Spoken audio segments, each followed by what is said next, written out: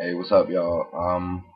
So if you watch me at all, you know that I'm really liberal, really far left, and I think the Republicans and conservative people are out of their minds for the most part.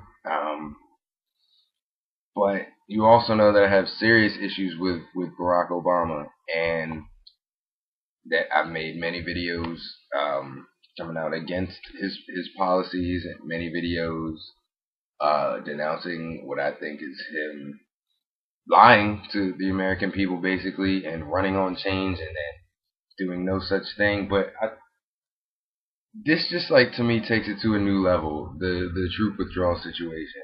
So out of all the options he had to take troops out of Afghanistan, he went with the least drastic.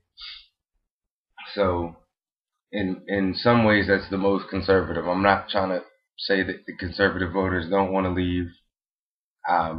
But more military action is typically a more conservative thing. I know that since he's the president now, some conservatives want to leave and all of that. But I mean, come on, Barack, why do you suck so much? It doesn't make any sense. Here's yet another chance you squandered. More than 50% of the country, I think it was 56%, wants you to take the troops out right now. That's already a win if you take them out right now. And if you did it right now and those dudes started coming home and you started getting those photo ops with all these kids that are coming home and kissing their wives instead of getting shot in the face, I bet that number would even come up. But no, you do the least drastic thing and you take out 10,000. Well, there's lots of graphs going, and I'm sure you'll see some. And if not, look them up. So, by the time he leaves office, he'll have withdrawn the 33,000 of his last surge. But let me show you a graph and show you where we'll be when President Obama leaves office. You know that when he came into office, we had 32,800 troops. You can see it right there on the graph, right? Inauguration day in January of 2009. Right now, we're at 98,000. Some have it at actually a slightly higher number. That was September 2010, actually. We're now near 100,000 troops. Okay, the proposed withdrawal of President Obama in December of 2012 when he leaves office puts us at 65,000 troops. That is double the number of troops when President Obama took office. So what kind of exit is this? He's going to have double the number of troops. You doubled down. You didn't take anybody out. And you're going to sit there and lie. Like you're Mr. Pacifist. Like you're Mr. Bring 'em home. Fuck you, dude. And, like, I hate you make liberals look terrible. And we can't sit by and take this shit. We have to speak out. All of us have to speak out. We don't want to be like the Bush supporters that pretended they tacitly agreed but really disagreed, and then after he left and got trashed by everybody, then they pretended like they had some sort of outrage or disagreement with what he's doing. No, we don't want to do that. Do that shit right now. Fuck this dude. He's a terrible president. He's an even worse progressive. And as somebody who's politically left-leaning, this dude does not represent me. I'm offended that I have to defend him against the absurd attacks of the right. And if they would come to their senses, they'd have, many real bases on which to attack him. Except for they have these crazy policy positions and crazy ideological positions.